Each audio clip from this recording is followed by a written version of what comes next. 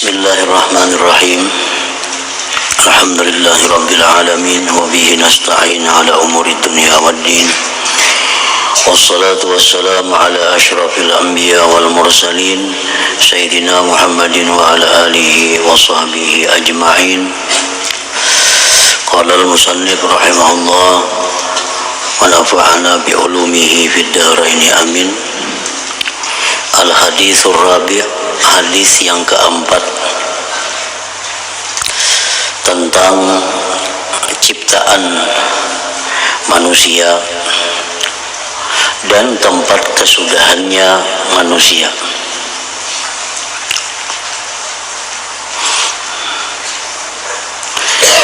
An Abdullah bin Mas'ud radhiyallahu ta'ala anhu qala Haddatsana Rasulullah sallallahu alaihi wasallam wa huwa as-sadiqul masduq inna ahadakum yujma'u khalquhu fi batni ummihi arba'ina yawman nutfatan thumma yakunu 'alaqatan misla dhalik thumma yakunu mudghatan mithla dhalik ثم يرسل إليه الملك فينفخ به الروح ويؤمر بأربع كلمات بكتب رزقه وأجله وعمله وشقي أو سعيد والله الذي لا إله غيره إن أحدكم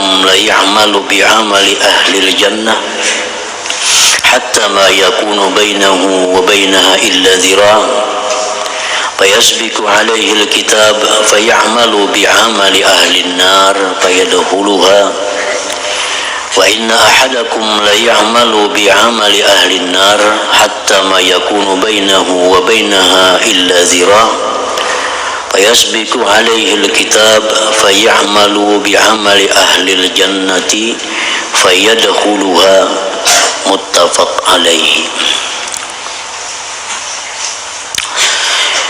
Artinya dari Abdullah bin Mas'ud radhiyallahu anhu berkata,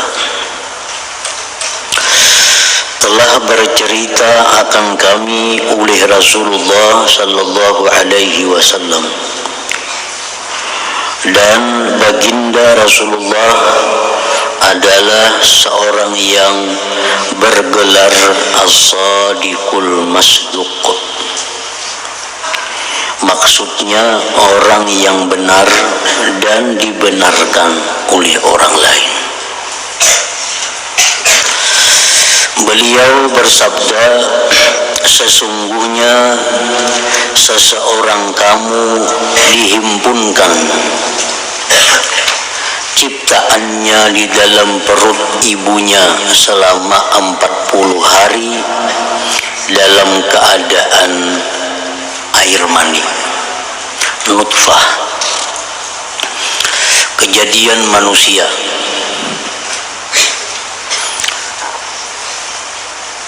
berupa air mani selama 40 hari di dalam rahim ibu. Artinya ada air mani bapa, ada air mani ibu, itu 40 hari. Kemudian lalu ia menjadikannya segumpal darah. Air mani bapa ibu tadi bersatu di dalam rahim ibu menjadi segumpal darah. Selama itu pula 40 hari.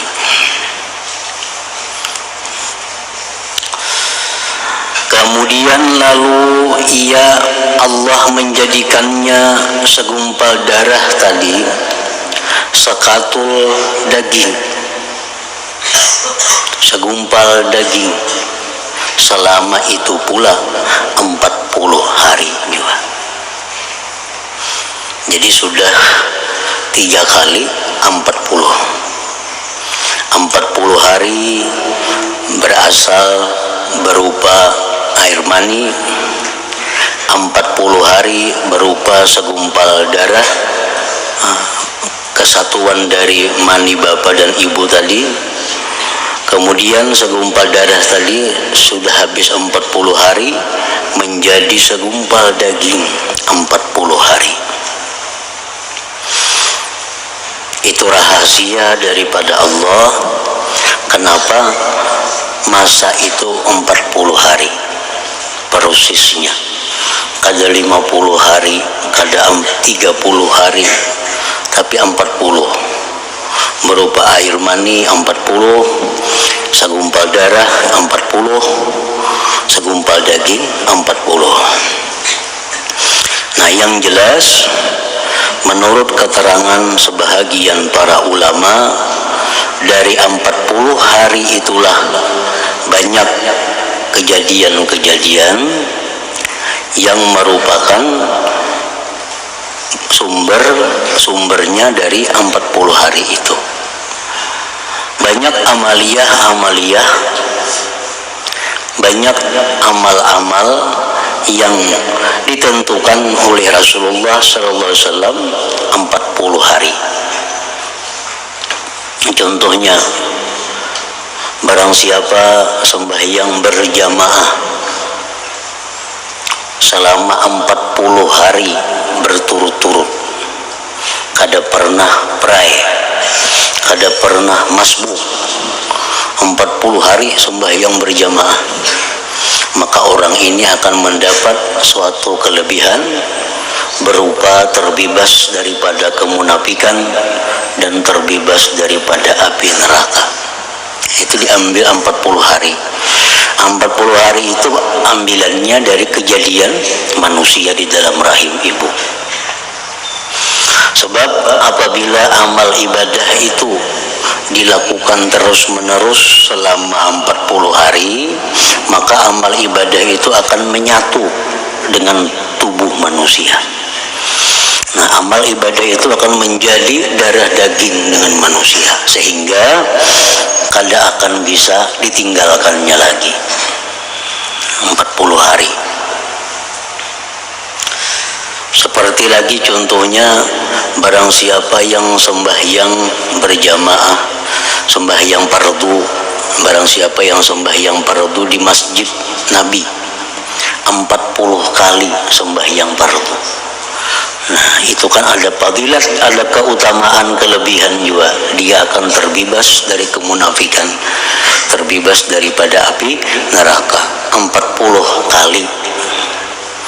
Nah, 8 hari itu sembahyang fardu di masjid Nabi. Ada lagi hadis yang menyatakan barang siapa yang memakan makanan halal selama 40 hari berturut-turut. 40 hari berturut-turut ini kada ada makan haram, minum haram, kada ada minum subhat, kada ada makan yang subhat. 100% 40 hari itu makanannya makanan halal aja. Nah, maka akan diberi Allah kelebihan, keutamaan berupa apa? Diberi Allah berupa bersihnya hati, sehingga diberikan Allah ilmu-ilmu ke dalam hatinya, dan dibencikan Allah untuk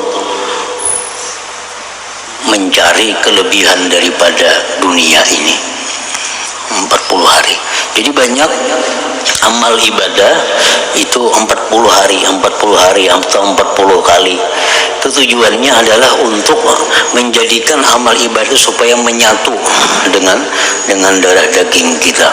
Sebab darah daging kita diciptakan Allah 40 hari berupa ini, 40 hari berupa ini, 40 hari berupa ini. Jadi mun kita hendak membiasakan satu amalan, umpamanya kita hendak membaca surah Tabarak imbah maghrib, hendak merutinakan tuh. Nah, baca dulu 40 hari berturut-turut. Nah, maka itu amalan kada akan kita tinggalkan lagi sampai mati. Kita misalnya hendak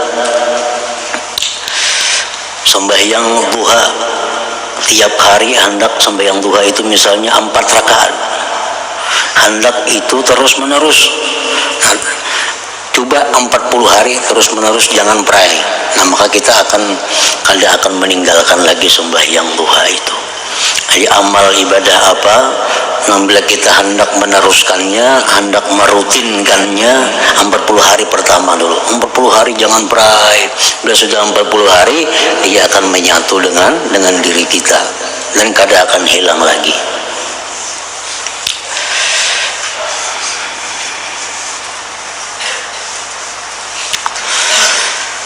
Nah, sesudah 3 kali 40 hari, berapa 3 kali 40?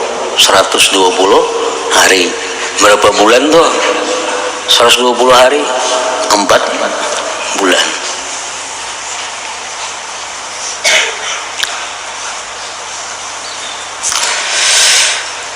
Setelah itu, sesudah itu 3 kali 40 hari, diutuskan seorang malaikat, lalu ia meniupkan ruh ke dalamnya.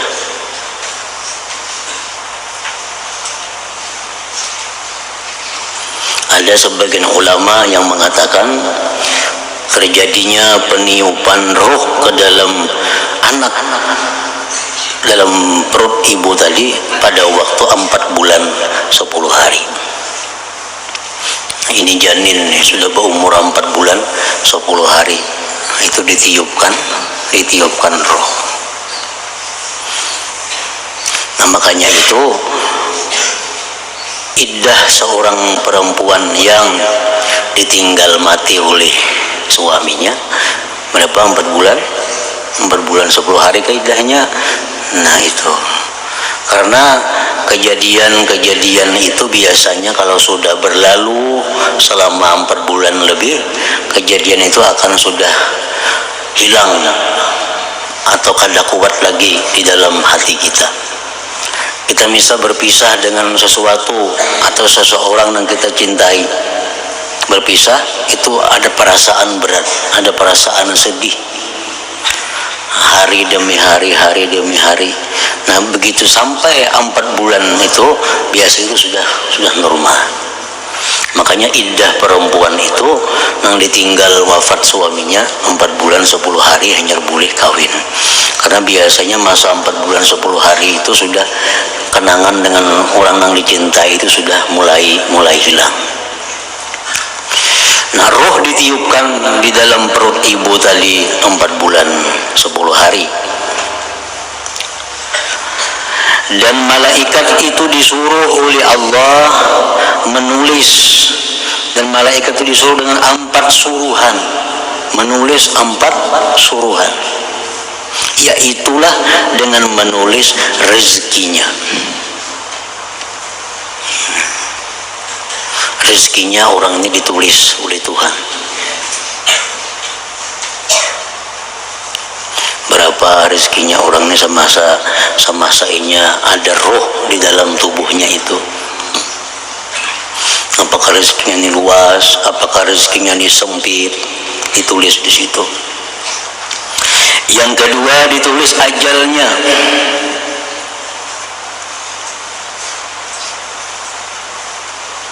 Ajalnya berapa umurnya ditulis di situ. Amalnya baik atau kada, dan ketentuan apakah ia akan menjadi orang celaka ahli neraka ataukah ia akan menjadi orang yang bahagia ahli surga. Nah, jadi sudah ada ketentuannya itu.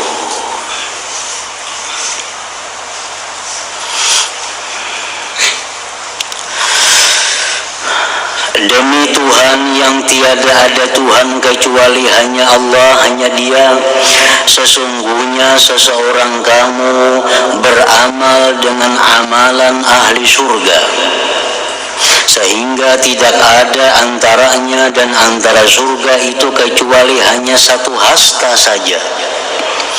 Namun oleh karena telah diputuskan baginya di dalam rahim tadi untuk menjadi ahli neraka, lalu ia pun beramal dengan amalan ahli neraka di akhir hayatnya.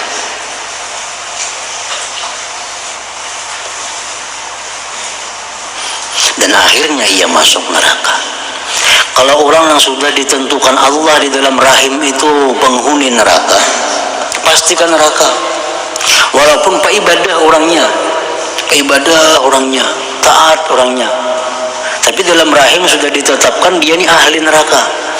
Nah, orangnya pak ibadah, tapi kini begitu mendekati kematian dia akan berbuat maksiat, sehingga dia menjadi penghuni neraka. Karena manusia ini, kita ini yang menentukan itu adalah khawatim. Khawatim itu artinya ujung-ujungnya itu yang menentukan kita.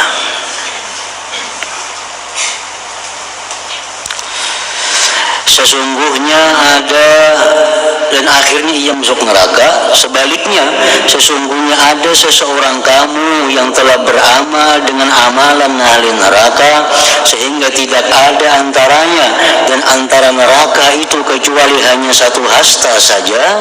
Maka oleh karena telah diputuskan baginya untuk masuk ke dalam surga, lalu ia beramal dengan amalan ahli surga di akhir hayatnya, dan akhirnya ia masuk ke dalam surga. Orang yang dalam rahim itu ditetapkan sebagai ahli surga.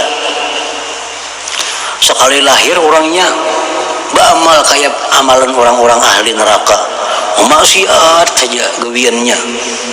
Tapi sudah dalam rahim orang ini ahli surga. Nah, detik-detik akhir kehidupannya orang ini pasti tobat. Nah, orang ini pasti tobat, dia kembali kepada Allah, dosa-dosanya dihapuskan Allah, mati, akhirnya masuk surga. Nah, jadi penentuan kita ini di akhir kehidupan. Allah menilai di situ. Bila mendekati roh itu keluar kita sebagai ahli surga, kita ke surga. Mendekati roh keluar kita berbuat amalan ahli neraka, kita ahli neraka.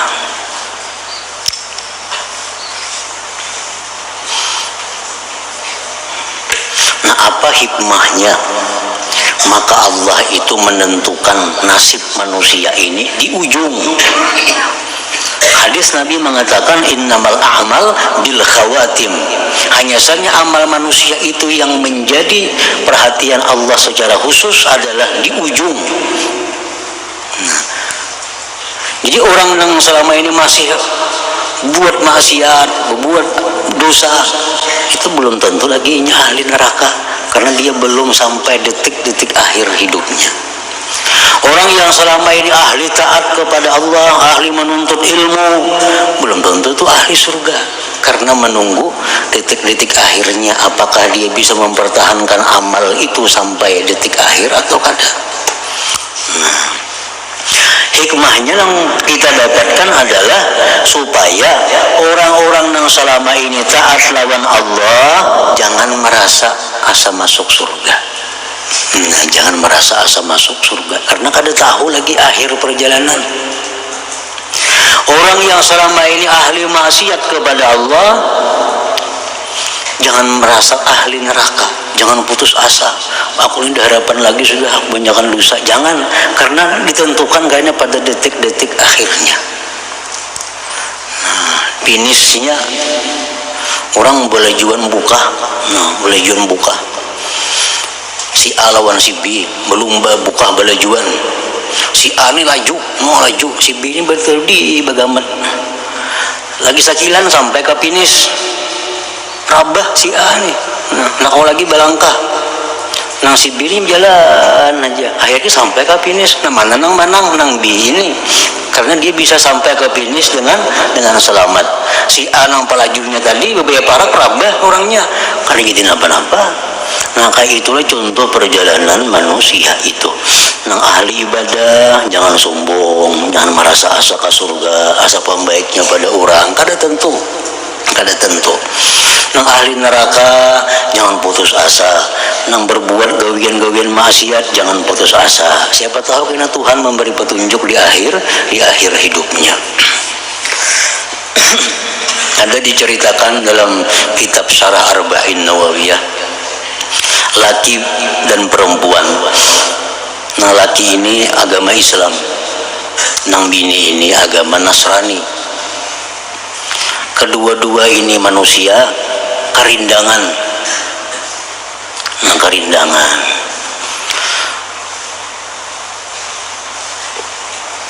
Sama-sama pada menderita. Ini karindangan lawan lakian itu. Lakian ini karindangan jualan bini itu cuma beda agama.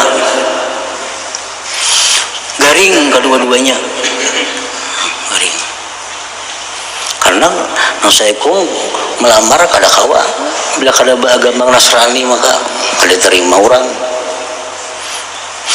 Jadi garing kedua-duanya nih. Di akhir-akhir hidup nang laki-laki Islam nih, jadi si laki-laki Islam ini mau aku nih agama Islam, binian itu beragama Kristen, mati di dunia kada tak kumpul, di akhirat kada tak kumpul pulang. Baik aku Kristen, zaman tak kumpul di neraka kena kedua-duanya. Dikirain neraka tuh kawa kalau kawin, di neraka tuh berkumpul kalau. Jadi aku baik Kristen harana juga. Jadi di dunia kada tak kumpul, di neraka barangnya tak kumpul menjadi Kristen, Kristen. Nang biniannya kada tahu nya Pak. Ini orang karindangan kada saling tahu. Kristen laki-laki tadi. Dengan harapan dia ya kita tak kumpul sama-sama Kristen, sama-sama agama Kristen. Kristen mati. Padahal ini orang Islam. Tapi detik-detik akhirnya kafir. Nah, dalam rahim ini sudah dituliskan dahulu kala bahwa ini orang ahli neraka. Si bibinian ini kayak itu juga pikir, si bibinian ini mau aku nih tetap agama Kristen nih, mati aku.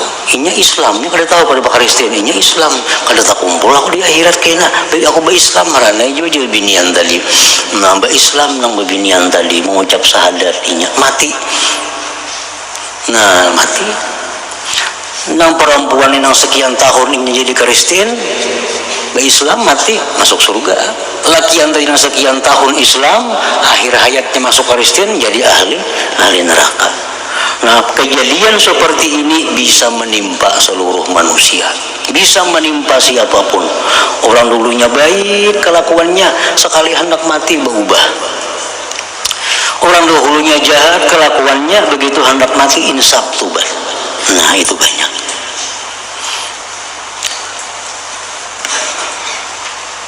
Tapi oleh para ulama dijelaskan bahwa hanya sedikit orang-orang nang baik hendak mati jadi kada baik, itu sedikit. Nang banyak itu nang kada baik, begitu hendak mati baik, itu nang tak banyak jumlahnya.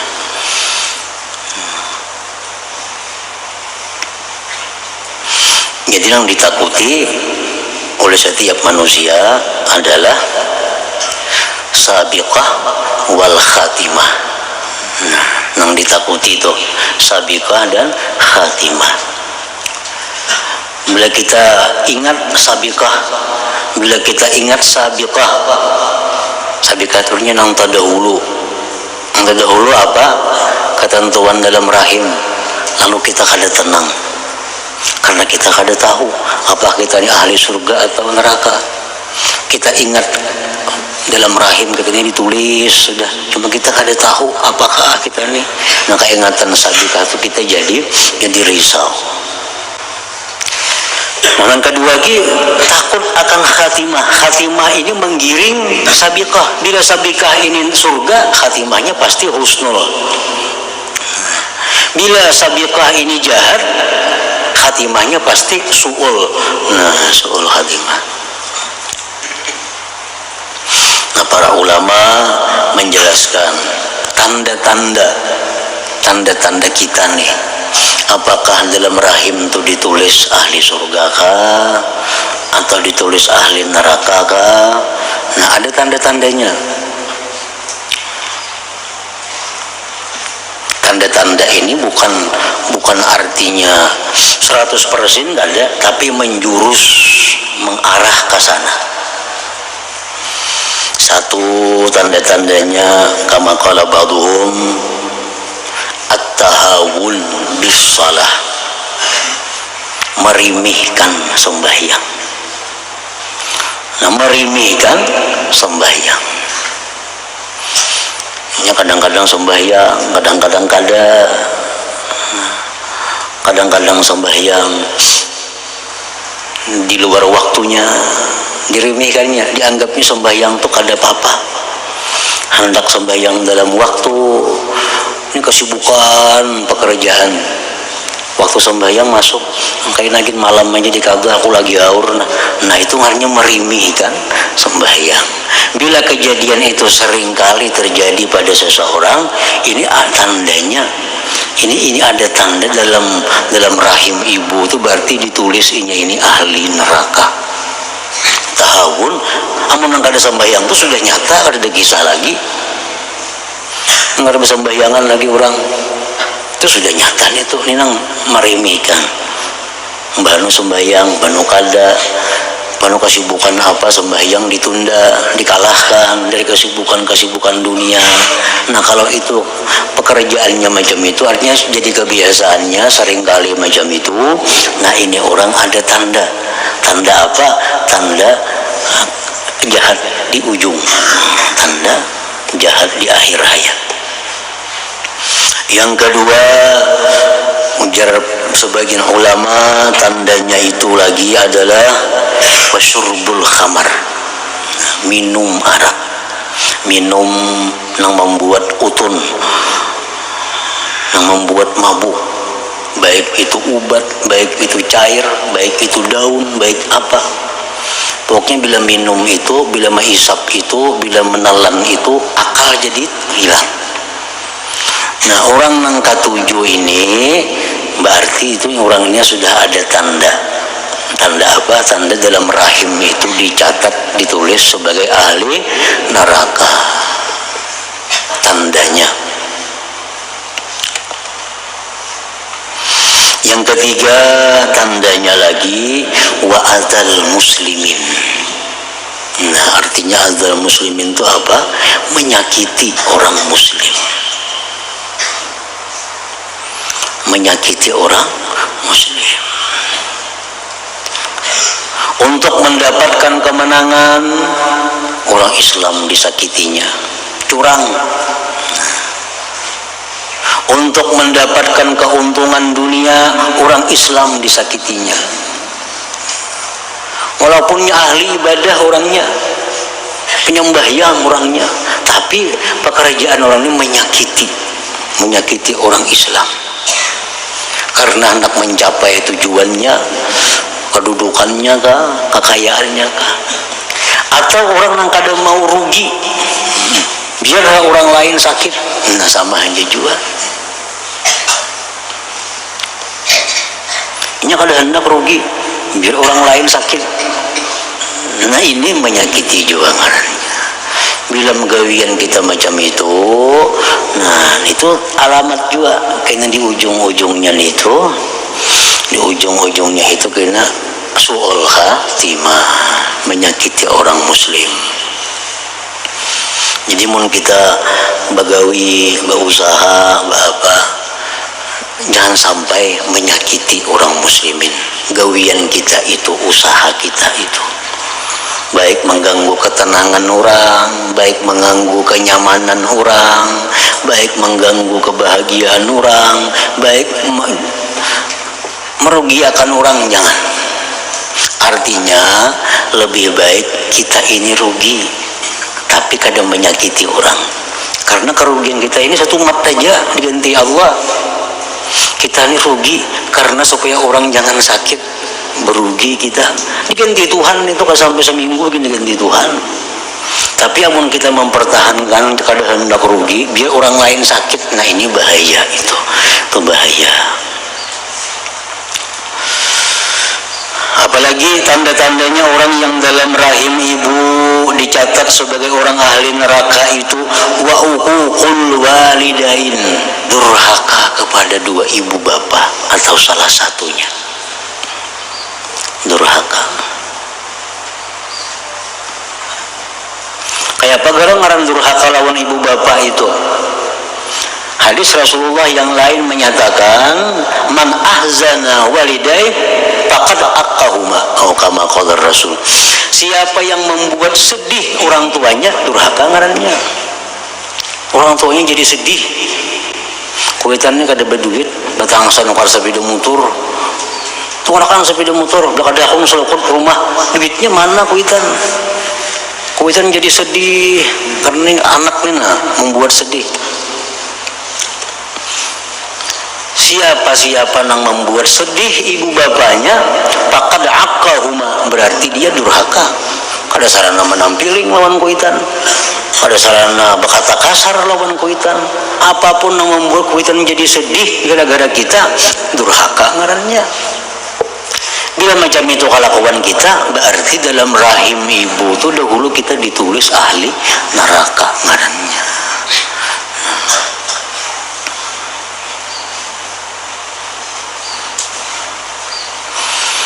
Jadi bila kada minta ridha lawan kuitan, kita selama ini biasa atau rancak membuat kuitan itu berpikir, membuat kuitan itu susah, membuat kuitan itu sedih, minta ridha. Selama kita kada minta ridha, nah kita beribadah kada ada manfaatnya. Allah kada menerima ibadah kita, baik nang fardu, baik nang sunat, kada nerima. Karena sepakit itu. Kalau sepaket itu artinya keridhaan Allah, keridhaan orang tua itu sepaket, satu paket. Sebuting aja digawe kada hawa. Dalam Quran, anishkurli wali walidai. Syukuri aku ya Tuhan, syukuri kedua orang tua. Itu sepaket. Taat lawan Tuhan, lawan kuitan kada terima. Taat lawan kuitan lawan Allah, maksiat kada terima juga. Jadi kedua-duanya mesti satu. Apalagi yang sapakit sembahyang lawan zakat itu sapakit juga. Wa aqimus shalah wa atuz zakah, di Quran tuh, di Quran itu satu paket ayatnya. Dirikan salat, bayar zakat.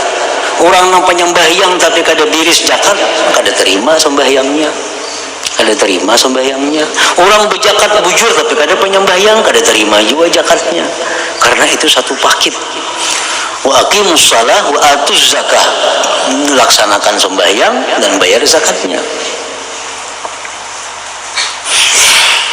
Sebutin lagi nang sapakit itu, atiullah war rasul, jar Tuhan taatlah kepada Allah dan Rasul. Ini taat lawan Rasul, cinta lawan Rasul, lawan Tuhan maksiat kada ada gunanya. Sembahyang taat lawan Rasulullah kada beradab, kada berakhlak, kada terima Tuhan juga. Itu sapakit. Taati Allah, taati Rasul. Sembahyang, bayar zakat. Ridha Allah, ridha dua ibu bapa. Nah, itu kedua-duanya itu kada kawa dipisah. Uququl walidain. Jadi jangan hendak menyakiti hati orang tua. Jangan hendak membuat sedih mereka. Tadi orang tuh berbuat maksiat. Satu maksiat itu 10 mudaratnya. Satu maksiat itu 10 macam. Apa antara lain 10 macam itu? Orang maksiat lalu ibu bapaknya jadi sedih, baik di dunia atau di kubur. Karena di kubur itu abah mama kita nih, itu ada hari-hari tertentu yang ditampayakan oleh malaikat. Nah, gawian anak hikam dalam dunia. Ada mengatakan seminggu sekali. Nah, gawian hikam masih utuh itu dalam dunia. Banyak maksiat, ahzana, sedih keduanya. Nah, orangnya taat, ibadah, gembira keduanya. Jadi bila kita berbuat maksiat itu sebenarnya dosanya bukan hanya satu maksiat, tapi ada dosa lain lagi, membuat sedih dua orang tua kita. Apalagi sudah mati. Apalagi si Jin pulang kada pernah mendidik kita, ditambah si Jin pulang ditambahi azabnya. Si Jin selama hidup pada pernah mendidik anak. Pas anaknya berbuat maksiat, nah anaknya maksiat, orang tuanya dihukum juga karena kada pernah mendidik, kada pernah menyekolahkan untuk akhlak, untuk kebaikan anaknya. Siapa lagi yang sedih? Nabi kita. Karena Nabi kita ini dalam saat-saat tertentu ada juga diberitahu, nah perbuatan umat engkau. Melihat umat yang maksiat, Nabi sedih juga. Melihat yang baik, Nabi senang. Nah, jadi orang berbuat maksiat itu satu, maksiat itu sudah berdosa. Yang kedua, bang dosanya durhaka lawan ibu bapak, membuat sidin sedih. Nah, yang ketiga, membuat sedih Nabi pulang. Nabi pun jadi sedih. Apa sedihnya Nabi? Merasa nasihat sidin kada dipakai, merasa anjuran sidin itu kada dihiraukan. Nah, jadi satu maksiat itu 10 ada dosa-dosa lain. Antaranya membuat sedih dua orang tua, membuat sedih Rasulullah Sallallahu Alaihi Wasallam. Dan lagi tanda-tanda orang yang di dalam rahim itu dicatat sebagai ahli neraka, bughdus salihin. Orang ini kada senang dengan orang-orang saleh, kada suka lawan orang-orang salihin.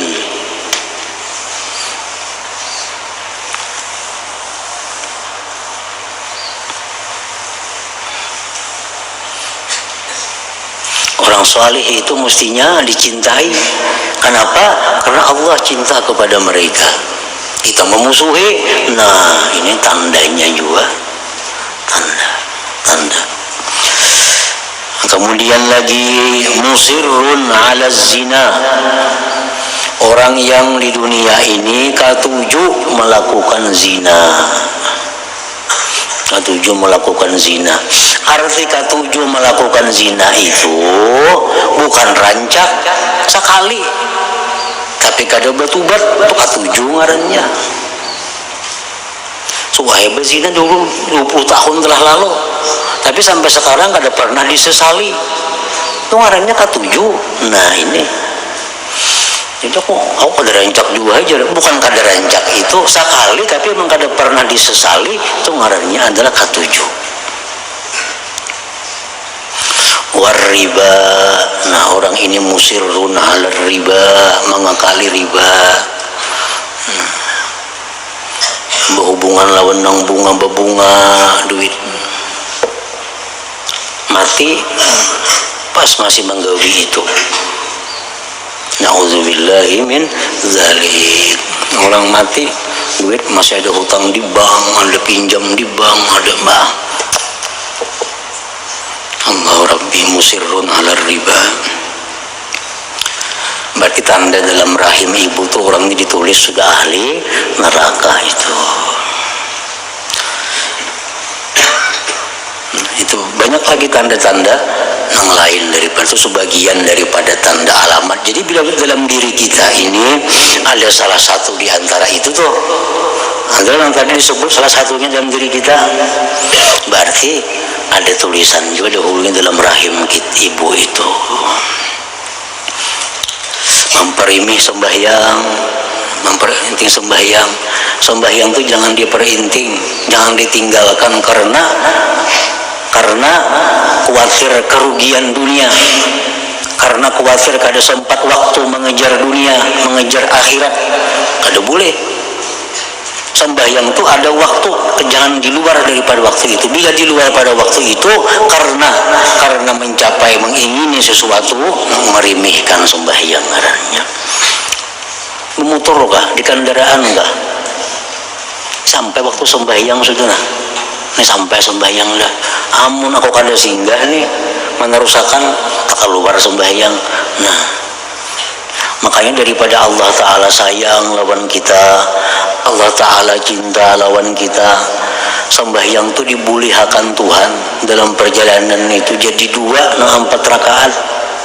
Waktunya pulang jadi panjang, supaya apa? Supaya jangan sampai umat Islam ini meninggalkan sembahyang, jangan sampai mengeluarkan pada waktunya daripada sayangnya Tuhan tuh. Kalau dalam perjalanan kita ngalih lagi betaksi, makin ngalih lagi. Tapi di umat Tuhan waktunya nang zuhur itu 4 rakaat, boleh aja 2, bahkan disuruh 2. Nang waktu zuhur biasanya habis jam 3:30, nih jadi pukul 6 banyak habis. di jama terakhir. Nah kenapa Tuhan? Maka itu daripada sayangnya supaya kita jangan sampai meninggalkan sembahyang itu dari waktunya, karena itu membahayakan iman dan membawa kepada su'ul khatimah. Ini jangan dianggap ente sembahyang, apalagi sibuk kadang-kadang kakaruan nih timbul kada sembahyang, nah imaginnya lagi. Yang sembahyang itu di fawailul lil musallin alladzina hum an salatihim sahun. Orang sembahyang itu masuk neraka, maka sembahyang masuk neraka gitu kan. Fawailul lil musallin, neraka bagi orang sembahyang. Sekalinya alladzina hum an salatihim sahun, sembahyangnya tapi kadang karuan mbah nu tak keluar waktu, mbah nu kada sembahyang mbah. Nah itu Quran mengatakan fawailun lil musallin alladzina hum an salatihim sahun, sembahyangnya tapi kan neraka mati. Kenapa? Tadi sembahyang zuhur kadang-kadang tak pukul 5, sembahyang asar tak imbang maghrib, ada nang zuhur prae asar prae kayaknya mbak Isa di Ka'bah. Masa nang bini pak amal bener banyaknya sembahyang jabahnya kada tahu kadaan siang tadi saling banyakan. Berjam-jam sembahyang berapa rakaat kan itu, apa maghrib, isya, zuhur, asar dikadawi semua, siang aur, siang sibuk kada sembahyang lagi. Nah ini sembahyang tapi sahun ngarannya kan neraka juga mati. Fawailun lil musallin alladzina hum an salatihim sahun.